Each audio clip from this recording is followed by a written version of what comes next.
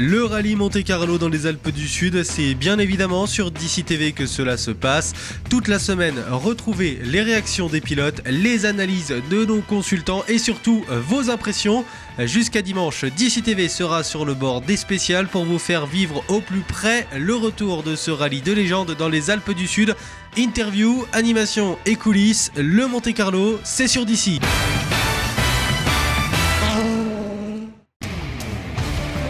Le Monte-Carlo sur DC avec l'entreprise Bonnefond. Charpente, ossature bois, maçonnerie à Chorges. Contactez l'entreprise Bonnefond pour vos projets au 04 92 50 60 79.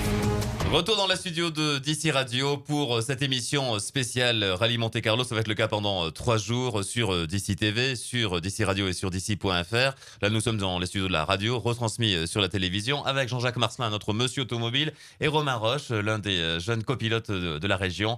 Prometteur toujours, on vous flatte toujours, mais vous avez eu des très beaux résultats qu'on peut résumer en quelques mots, Jean-Jacques, d'ailleurs. Oui, des bons résultats en championnat du monde. Quand on parle de la carrière de Sébastien Ogier, on parle de sa victoire en junior WRC, qui est un peu l'antichambre du WRC. Romain, il a été dans la même catégorie avec un certain Mathieu Arzeno.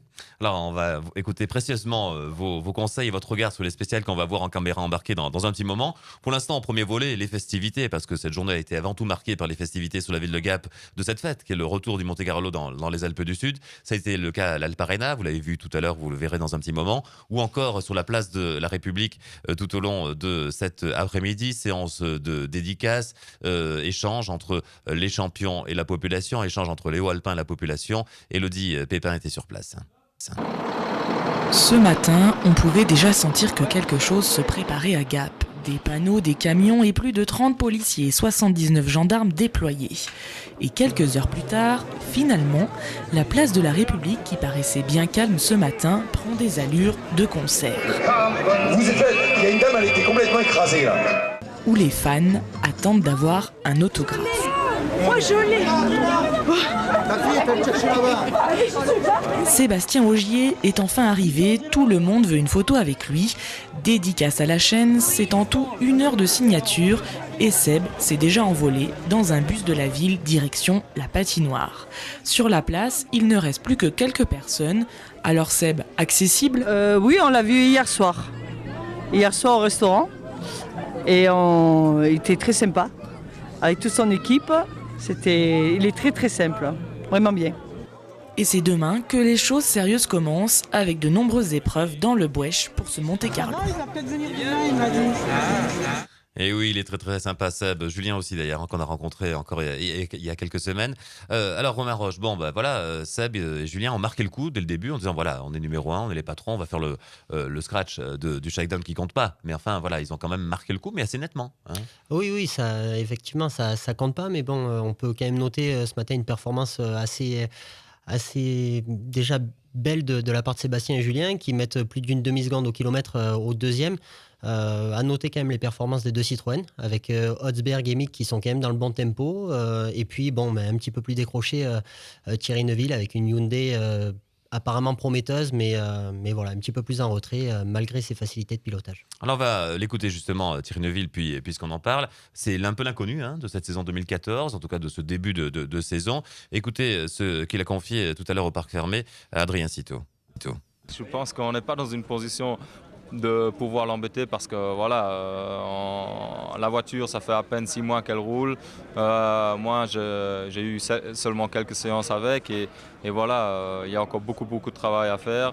C'est sûr que la voiture, elle est là, les pièces sont là, mais il y a encore pas mal de petites finesses à changer, à améliorer pour être compétitif. On connaît la valeur de Sébastien Ogier et Volkswagen, donc en plus c'est son rallye à la maison, donc je pense qu'il doit bien connaître le parcours. C'est sûr qu'il va être compétitif. Voilà Thierry Neuville, voilà un peu l'inconnu, c'est ce que je disais Jean-Jacques. Oui, il est inconnu, en sachant qu'encore une fois, pas lui, lui on le connaît bien. On sait que bien qu'il soit jeune, il est très talentueux, il est surtout très expérimenté, c'est important, dans une équipe qui revient en championnat du monde dans des conditions différentes de celles qu'on a connues il y a quelques années, avec des moyens quasiment illimités, c'est-à-dire que cette fois, ils ont envie de frapper fort, et évidemment, ils espèrent ce que tout le monde pourrait espérer dans leur cas, c'est-à-dire vivre ce qu'a vécu Volkswagen en 2013.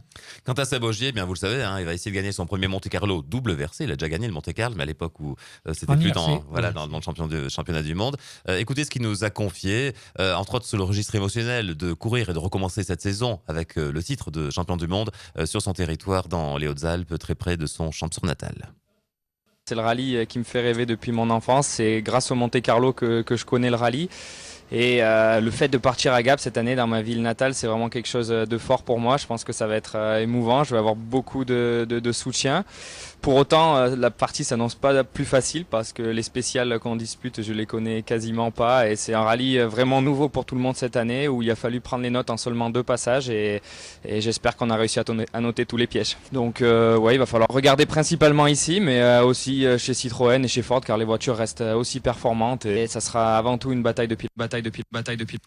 Alors on va continuer à parler de ce Monte-Carlo, revenir aussi sur les hauts alpins, regarder un petit peu comment ils sont comportés ce matin dans le shakedown. Mais pour l'heure, c'est une tradition à cette heure-là sur DC TV, on change de sujet.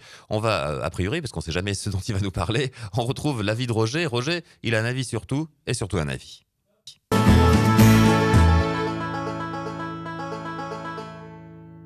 Alors Roger, donc tu te tiens à côté de la tente qui maintenant est démontée et qui a servi hier pour la soirée donc du lancement des programmes de DC Télé. Est-ce que tu as un petit mot du coup à dire par rapport à cette soirée, à la télé Ben oui, moi je trouve que la soirée a été formidable hier et j'espère que ça durera très longtemps cette télé. Au contraire, plus ça dure, mieux ça va. Et puis je souhaite bonne chance à tout le monde. Mais bon, à la soirée d'hier, c'est vrai qu'il y avait du monde, mais il y a certaines personnes qui auraient pu se déplacer, comme certaines politiques. Ah ben, Jennifer, je l'ai trouvée très bien. Elle peut faire journaliste. Ah, le buffet était formidable. C'est vrai que tout était très bien. Il n'y a rien à dire là-dessus, c'était tout impeccable. Il a fait en plus une journée belle. Il n'a pas plu, il a fait beau. Un peu frais, mais enfin c'est normal.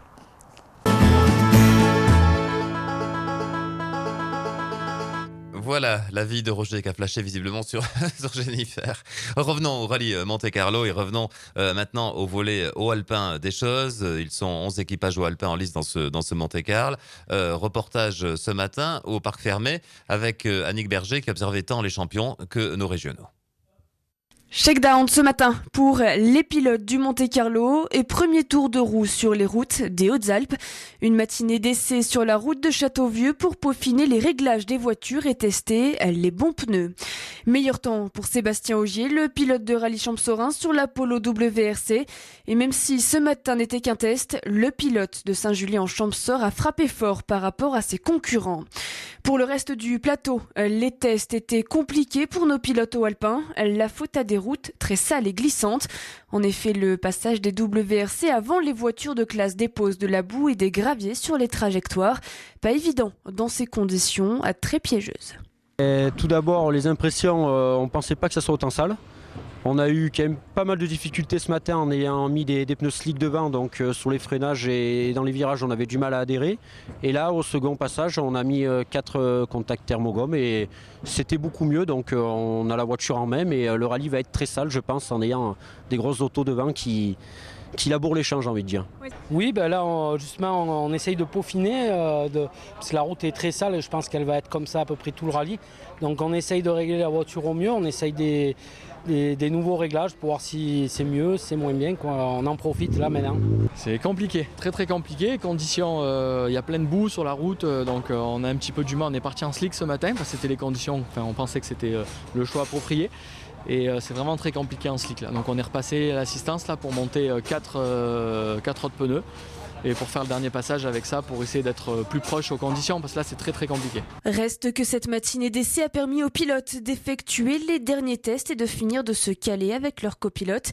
Reste désormais le véritable début du Monte-Carlo demain, un rallye qui s'annonce comme chaque année très compliqué du fait des conditions de route et piégeux. Le rallye Monte-Carlo c'est très compliqué, à savoir qu'il y a des secteurs comme la spéciale de Faille, Esprit-Haut de 50 km avec des changements de versants.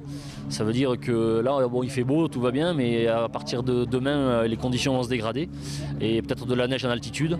Monte-Carlo, c'est ça, c'est que ça varie d'altitude et de versant, donc on peut avoir des portions enneigées et je pense que ça va être très très compliqué sur des spéciales de 50 km de ne pas faire d'erreur d'aller jusqu'au bout. En fait, là, on se plaint que c'est sale, mais ça va être comme ça tout le temps. Donc, il faut vraiment s'y habituer. On va avoir beaucoup de boue sur la route avec les WRC qui passent devant et qui nous sortent énormément de boue sur la route. Donc, même si on n'a pas de neige, avec les conditions qu'il y a là, il y aura vraiment des routes très très sales. Au début, on a un peu la gorge serrée et tout. C'est la pression. Mais hop, dès qu'on est parti, c'est fini, on oublie tout, quoi. C'est un peu la magie du rallye, ça. C'est une grosse pression. Et puis une fois que c'est parti, c'est fini, on est dedans à fond, quoi. Reste que cette matinée d'essai a permis aux pilotes d'effectuer les derniers tests et de finir de se caler avec leurs copilotes. Reste désormais le véritable début du Monte-Carlo demain. Un rallye qui s'annonce comme chaque année très compliqué du fait des conditions de route et piégeux. C'est un peu le propre du rallye Monte-Carlo, Jean-Jacques, ce côté inégal. Quand on est en Suède, on roule sur la neige. Ici, sur le Monte-Carlo, il y a toujours eu un peu les deux. Oui, absolument. C'est un rallye piège parce que c'est un rallye d'abord dans l'espace qui est dans des secteurs très, très différents. Et puis, on varie beaucoup en altitude. On varie, comme l'a dit Nicolas, sur des versants différents. On a des spéciales. On parlait de celle de Vitrolles-Faille. C'est 2 spéciales en une. C'est-à-dire qu'il y a effectivement celle du col d'Espreau jusqu'au moulin de la Pied de la Poix. Et puis ensuite, quand on repart à gauche vers Tombandose, c'est une autre spéciale. Donc forcément, qui dit variété de terrain, variété de conditions, dit conditions d'adhérence aussi changeantes, et donc difficulté de trouver le bon compromis, parce que je crois que, pas Romain qui va me contredire, je crois que de toute façon, on part jamais avec le choix idéal. On part avec le moins mauvais compromis possible. Voilà. Oui, vous connaissez bien ce sujet des pneus, c'est compliqué avec ces normes, etc. L'autre jour, par exemple, nous qui connaissons un peu, on a appris qu'il fallait mieux en Monte-Carlo pas vraiment complètement enneigé, parce que la réglementation faisait qu'on pouvait pas avoir vraiment des pneus neige hyper adaptés, pas comme en Suède par exemple. Non, tout à fait. C'est vrai qu'au Monte-Carlo, en fait, la FIA commande un petit peu la chose et donc oblige les pilotes à partir avec des pneus larges. Et donc sur la neige, c'est l'inverse de l'asphalte. Plus les pneus sont larges, moins vous avez d'adhérence. Donc tout ce qui est phase de freinage et phase d'accélération, c'est très très compliqué d'avoir de l'adhérence et donc vous prenez plus de risques pour essayer d'aller vite. Un petit mot sur le comportement des régionaux dans le shakedown ce matin, ce mercredi matin à Châteauvieux. Donc écoutez, c'est vrai que le shakedown, ça leur a permis déjà dans un premier temps de découvrir la gamme de pneus du championnat du monde, puisque pour la plupart, ils ne la connaissent pas. Donc interdit de retailler des pneus qui sont conditionnés pour l'asphalte. À noter, belle performance des hauts alpins comme Barnaud avec la Clio qui est dans le bon wagon dans les 2 roues motrices. Après derrière, vous avez, je crois, de mémoire Jean-Noël Mondé. Voilà, donc tous ces pilotes qui ont l'habitude de rouler dans des conditions hivernales avec le rallye hivernal qui s'est passé précédemment. Donc voilà, ils sont dans le bon wagon, on va dire. Alors parlons de ce jeudi, le début réel d'ailleurs du rallye de Monte-Carlo, la première boucle que Jean-Jacques Marcelin va nous resituer. La boucle du Sud, donc première épreuve spéciale entre Orpierre et Saint-André-de-Rosan, un peu plus de 25 km. Ensuite, pas beaucoup de liaisons, on traverse et on prend Rosan, le col de Pomeron, Sainte-Marie, la Charce, 18 km, 200 mètres près. Allez, on va se rendre d'ailleurs sur cette spéciale. Voilà. Alors voilà, sur la troisième qui arrive, c'est la troisième, et donc c'est celle qui finit cette boucle de 3 spéciales que les concurrents donc effectueront 2 fois demain, qui est la spéciale de Montauban-sur-Ouvèze, le col du Perty, l'arrivée à La Borelle. Donc elle est en fait intégralement sur le territoire de la Drôme, même si elle finit à quelques encablures du département dans ce village de La Borelle chez Rakiki Pascal, puisque c'est leur village d'origine. Donc, et puis elle est connue effectivement surtout pour la montée du col du Perty qui, comme on le voit, est une montée en fait assez rapide, entrecoupée d'épingles. C'est-à-dire en fait c'est une montée qui monte, c'est en zigzag, une route qui monte en zigzag sur le flanc de la montagne. Par contre, la descente de l'autre côté est beaucoup plus technique et beaucoup plus variée, et beaucoup plus difficile. On va rejoindre Kiki Pascal qui est en ligne avec nous. J'imagine qu'il ne va pas contredire Jean-Jacques sur ce col du Perty avec ces 2 dimensions, tout en regardant toujours les images, la suite des images de caméra embarquée. Kiki Pascal, vous êtes avec nous ? Oui, je ne vais pas contredire, comme tu le disais si bien, Jean-Marc, je ne vais pas contredire Jean-Jacques, on dirait même qu'il habite là-bas. On dirait même qu'il est né à côté, en même temps que moi, quoi, quelque chose près. Mais c'est vrai qu'il a décrit exactement ce qui sera demain la spéciale numéro 3 de Montauban sur l'Ouvèze, La Borelle, qui est une spéciale qui a été courue et recourue pendant les rallyes Monte-Carlo, mais qui était auparavant, son arrivée était jugée à Égalaï, donc le col Saint-Jean en plus. Mais enfin, tout le monde pratiquement, tous les anciens ont bien connu cette spéciale, qui sera très technique à la descente, c'est vrai, Jean-Jacques a raison. Et ça va être une grosse fête, on le sait, La Borelle. La Borelle, c'est un point de passage du Monte-Carlo. Aussi, c'est un peu paradoxal, le village est tout petit, mais c'est internationalement connu par le Monte-Carlo. Oui, c'est vrai que le village de la Borelle était, à la grande époque du Monte-Carlo, à la hauteur de ce qu'était le Turini. Donc, quand on a des souvenirs des passages au Turini et qu'on qualifie la Borelle, le passage dans la Borelle identique à celui du Turini, ben, c'est un honneur qu'on fait à ce petit village dont je suis natif, évidemment. Toute la famille Pascal est de là-bas. Et j'ai entendu un petit peu les commentaires tout à l'heure en écoutant d'ici radio que finalement les Walpins s'étaient bien comportés. Ces Walpins qui font l'honneur de la Côte des Alpes, puisque si je peux le dire, les 3 pilotes que vous avez cités font partie de cet hasard. Et donc je pense qu'il y aura beaucoup de Walpins qui vont porter haut les couleurs du département des Hautes-Alpes. Merci Kiki, on va se régaler. Jean-Jacques Marcelin. Oui, juste un petit commentaire à propos justement de la Borelle, et en parlant d'équipage au alpin, on ne citera pas de nom, mais à la grande époque où effectivement le rallye de Monte-Carlo traversait le village de la Borelle pour repartir vers le col Saint-Jean avec l'arrivée à Égalaï. Dans le village, ça tournait dans le village. Voilà. Certains gars pensés se sont fait remarquer en jetant, on ne dira pas non plus quoi, en passant dans le village par la fenêtre, la vitre de la voiture. Ils se reconnaîtront. Allez, on va repartir sur nos caméras embarquées sur cette spéciale numéro 3, donc celle dite du col du Perti, parce que bien souvent, alors c'est un peu le paradoxe, c'est la spéciale Montauban-Laborelle, mais en fait on parle souvent, comme pour les Garcia d'Espréau, du point de passage majeur. Et oui. Romain Roche, un petit mot sur cette spéciale.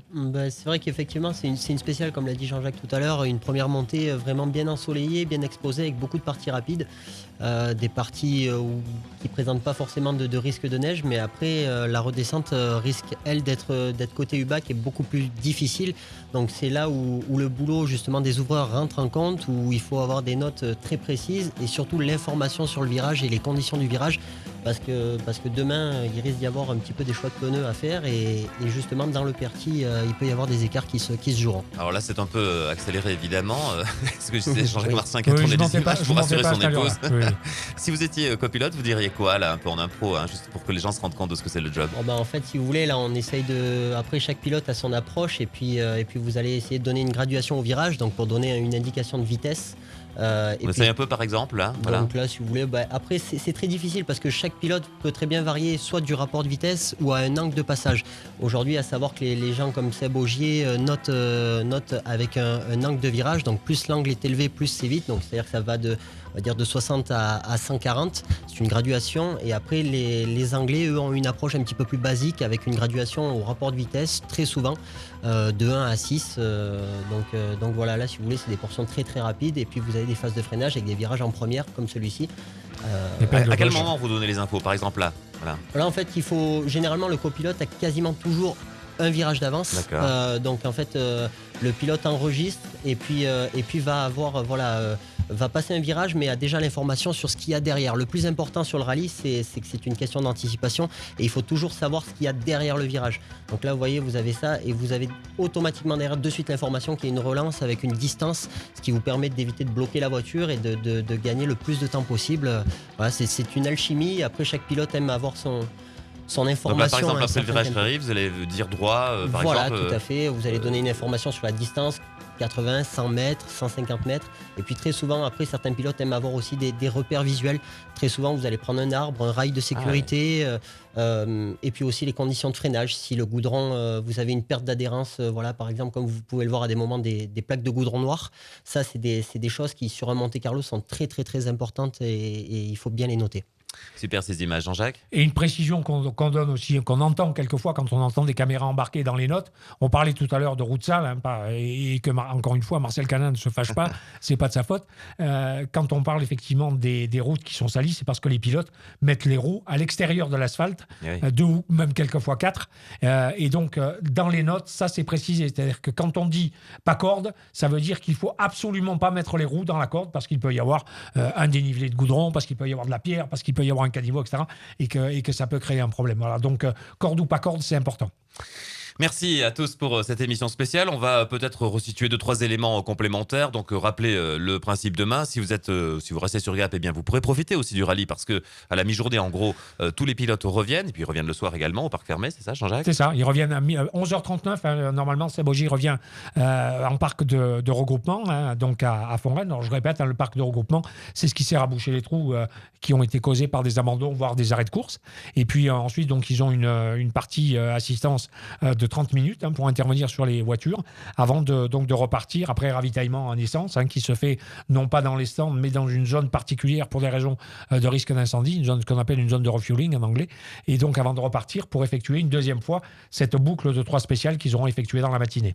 Et puis vendredi déjà, peut-être sous la neige ou un tout petit peu de neige au moins en haut des Garcinets parce que la limite plus neige dans la nuit de jeudi vendredi à ce stade est annoncée à 1000-1200 mètres, ça va se jouer à pas grand chose, donc Espresso 2 fois, enfin une fois, les Garcinets puis retour à Espresso, c'est ça Romain? C'est ça, tout à fait. Et puis par la suite, après, je pense que 6 Torontoir aussi, ça sera une spéciale très très compliquée avec, comme on le dit dans le jargon, c'est un peu le juge de paix. Et donc, je pense que la journée de vendredi, les rescapés de jeudi auront du boulot vendredi, je pense, du pain sur la planche. Merci à tous. On va se régaler sur DC TV, sur DC Radio, sur DC.fr et vous sur le terrain où vous le souhaitez avec ce Monte-Carlo dans les jours qui viennent. Dans un instant, retour à l'actualité d'ici. L'actualité d'ailleurs, ce sera le journal télévisé de Valentin Doyen. Le Monte-Carlo sur DC avec l'entreprise Bonnefond. Charpente, ossature bois, maçonnerie à Chorges. Contactez l'entreprise Bonnefond pour vos projets au 04 92 50 60 79.